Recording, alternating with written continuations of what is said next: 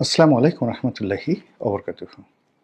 সম্মানিত দর্শক, বিএনপির চেয়ারপারসন বেগম খালেদা জিয়া রাজধানীর একটি বেসরকারি হাসপাতালে গুরুতর অসুস্থ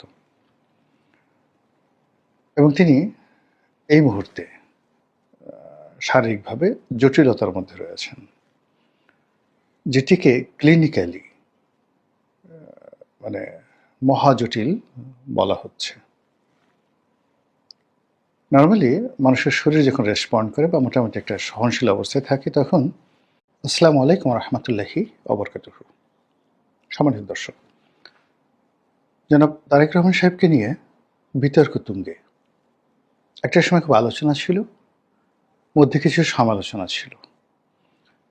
যখন আপনি রাজনীতির কেন্দ্রে থাকবেন, আপনাকে নিয়ে আলোচনা এবং সমালোচনা সহজাত, কিন্তু যখন বিতর্ক তৈরি হয়ে যাবে, তখন এক জন্মে সেই বিতর্ক কখনো কোনো রাজনৈতিক নেতা মুছে দিতে পারে না। আপনি যদি বঙ্গবন্ধুর কথা চিন্তা করেন, মোহাম্মদ বিন সালমানের সঙ্গে শেখ পরিবারের, বাংলাদেশের শেখ পরিবারের ব্যক্তিগত সম্পর্কটা কোন পর্যায়ে গিয়েছিল, এটা নিরপেক্ষভাবে যদি আমি এখন বলি, আমাকে সবাই এখন আওয়ামী লীগের দালাল বলার চেষ্টা করবেন। কিন্তু তারপর আমি বলেছি, মোহাম্মদ বিন সালমান বাংলাদেশে আসতে চেয়েছিলেন শেখ হাসিনার জামানাতে। যদি তার পতন না হতো, তাহলে হয়তো সেই 2025 সনের ফেব্রুয়ারি বা মার্চ মাসে মোহাম্মদ বিন সালমান আসতেন এবং সৌদি তেল কোম্পানি আরামকো, সেই আরামকোর বিগেস্ট ইনভেস্টমেন্ট, পৃথিবীর সবচেয়ে বড় ইনভেস্টমেন্ট।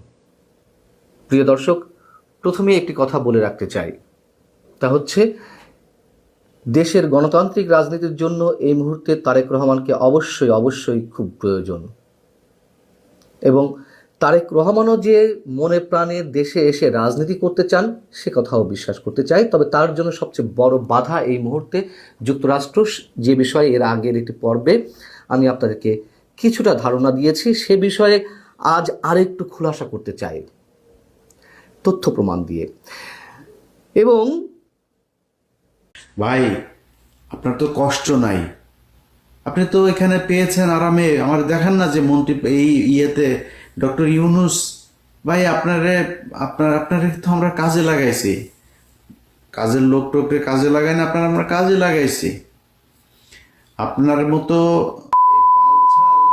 এগুলি বাংলাদেশের জন্য জীবনে কোনোদিন কোনো কাজে আসেন নাই। আপনারা কেন কাজে লাগাইছি জানেন? খালি ওই যে ধর্মীয় গুটি খেলে না আওয়ামী লীগ, এই কারণে কয়েক মাস আপনার দরকার ছিল। আপনার মতো এরকম এই ভদ্র